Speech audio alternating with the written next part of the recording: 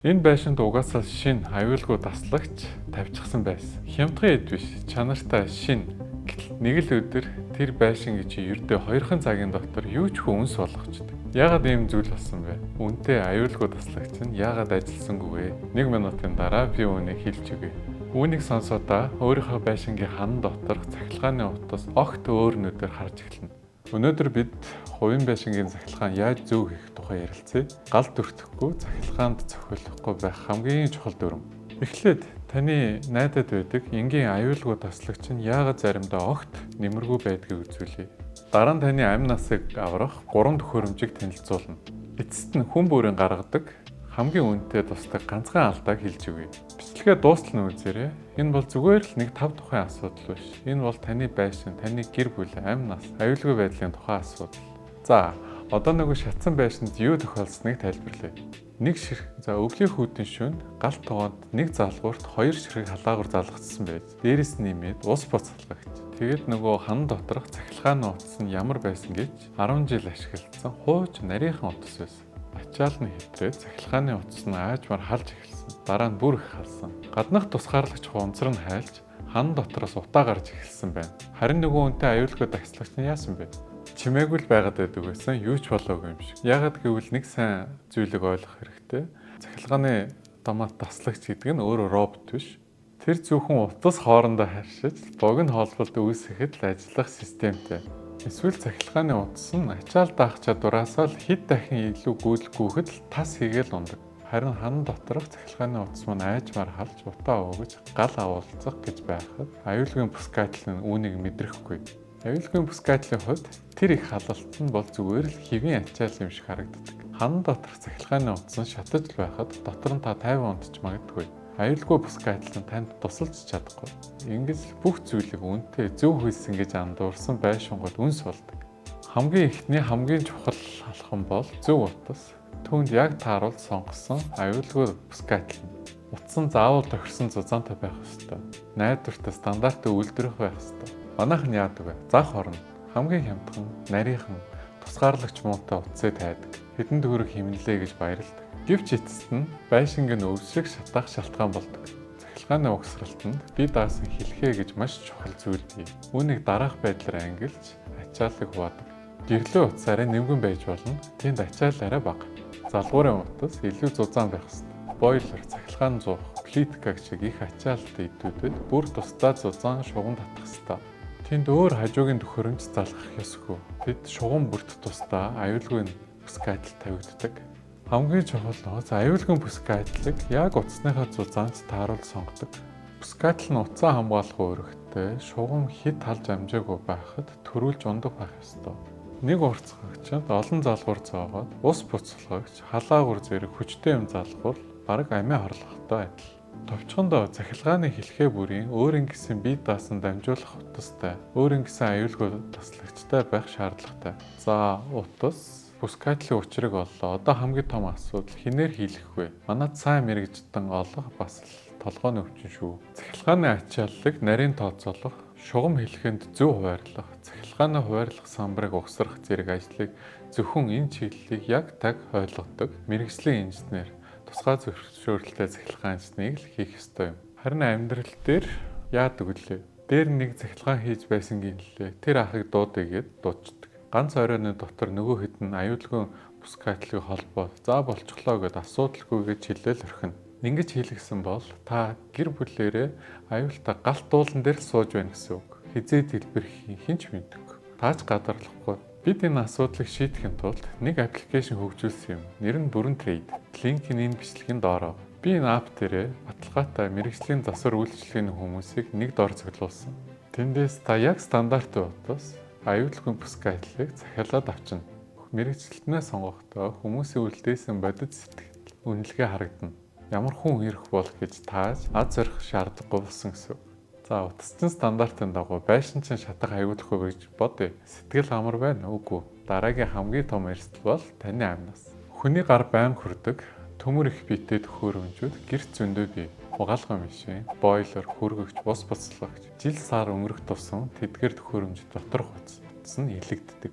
Холбоосууд нь зэврэх үеч гарна. Тэр үед цахилгааны гүйдэл гадагшаа нөгөө төмөр гадургуу руу алдаж эхэлдэг. Гаднах төмөр нь тэр чигтээ тогтоо болчих.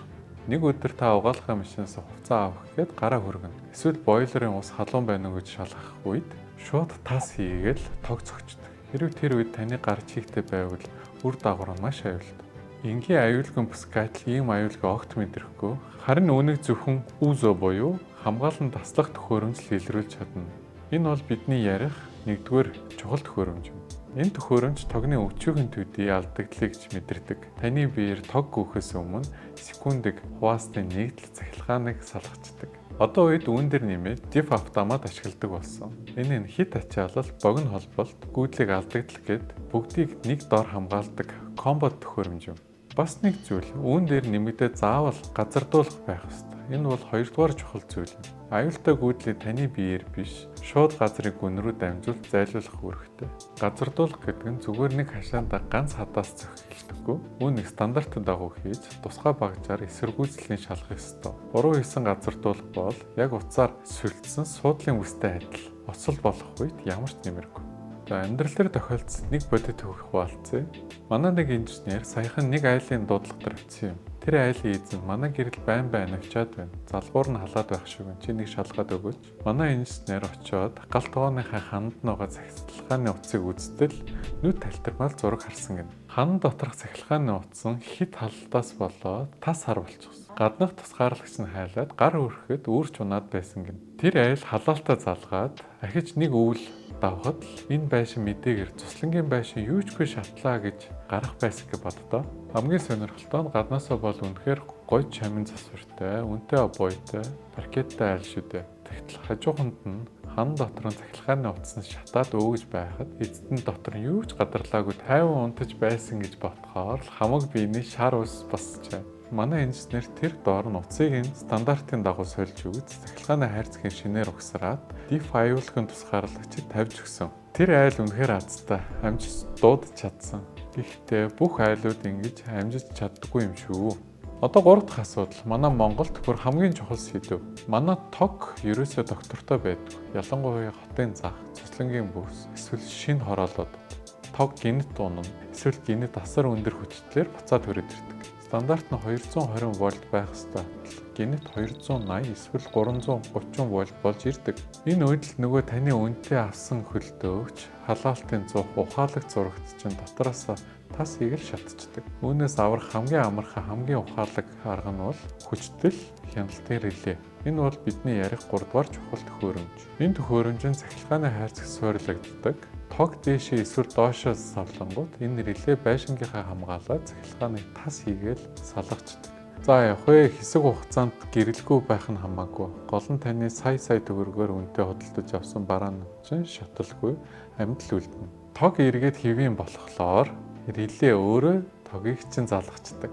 Хэрвээ танай цуслан дээр тог өдөрт 10-20 удаа савлаад байдаг бол релэнээс гадна хүчтэл докторжуулагч буюу стабилизатор тавих хэрэгтэй. Тэр нь ирж байгаа докторгүй хүчтлийг өөрөө тэгшгэлдэг. Байшингийн чинь байн тог тасрахаас сэргийлдэг. За одоо нөгөө ихэнд хэлсэн манайхын гаргадаг хамгийн аюултай алдаан дээр ирлээ. Нөгөө хүчтэл хяналтын реле байн унаад байхаар тогийг нь таслаад таагүй нөхцөл үүсээд байхаар хүмүүс релег яадаг гэж зүгээр салгаад авчдаг. Сүлжээг нь шууд холбоод за одоо л нэг юм тог тасархаа боллоо, амгалан боллоо гэж бодож суучдаг. Гэтэл тасархаа болсон үнэн гэхдээ хамгаалтгүй болчихсон. Та хамгаалагчаа хөөгөөд явуулсан гэсэн үг. Дараагийн хүчтэй тогны савлгаа өндөр хүчлэлт ирэхэд гэрийн хамаг техник эзэн шууд бодоо болгодог. Хамгийн муугар бодоход ханны залгуураас чинь гал авалцаж цахилгаан хайрцагчин дэлбэрнэ. Хэрвээ реле чинь байн унаад байгавал тэр реленийхээ муудаа биш. Цаанаасаа л ирж байгаа тог чинь үнэхээр хэлбэлцтэй болохгүй байна гэсэн үг. Аюултай байгаа гэдгийг чинь тань сануулад байгаа хэрэг. Энэ үед хамгаалтаа авч хаях биш, харин стабилизатор тавих цаг нь болжээ гэж ойлгох хэрэгтэй. Хамгаалтаас тойрч зогтож болохгүй.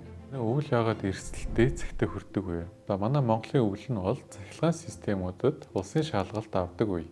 Хүүтэрмэгц байшингийн цахилгааны халаагуур халдаг шал, бойлер, плитка бүгд зэрэг ажиллаж эхэлдэг. Цахилгааны шугам тултан ачаалдаг. Дээрээс нь цахилгааны төв сүлжээ өөрөө маш докторгүй болдог. Айлаас айл дамжсан ачаал ирнэ.